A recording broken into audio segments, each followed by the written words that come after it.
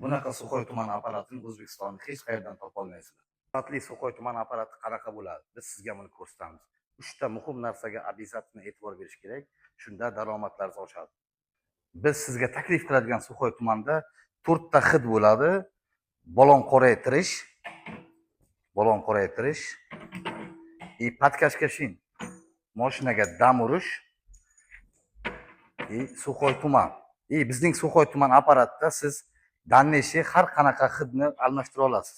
Bizda karmankada bo'ladi. Siz yangi hid chiqsa, bemalol u hidni karmankada qo'yib qo'ya olasiz. Bizda almashtirish funksiyasi bor. Avvalo Suxoy tumani qanaqa bo'lishi kerak? Oddiy balon qoraytirish funksiyasi. Biz ko'plab apparatlarga e'tibor beramiz. Ishlankasi bittalik. Ichkarida oddiy ulka qo'yib qo'yishibdi. Bu ulka bilan daromad ko'ra olmaysiz. Chunki ulka 1 minutda 750 gram chernitsa sura oladi. Bizaniki ikkitalik minutida 50 gram qiyma suradi. 9% Suxoy tuman apparatlar 24 soat elektr energiyani havoga sarflayapti.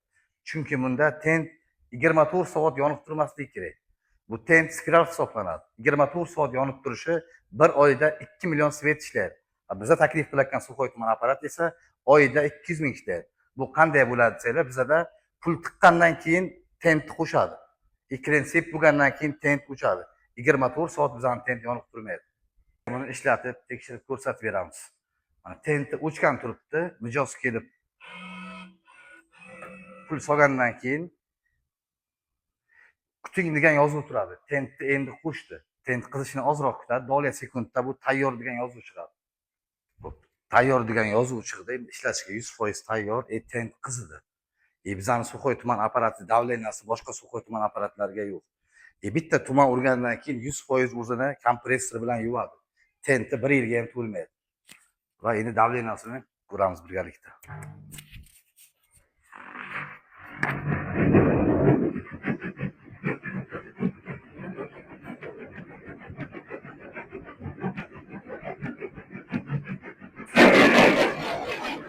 Mana bu yuvuvchi.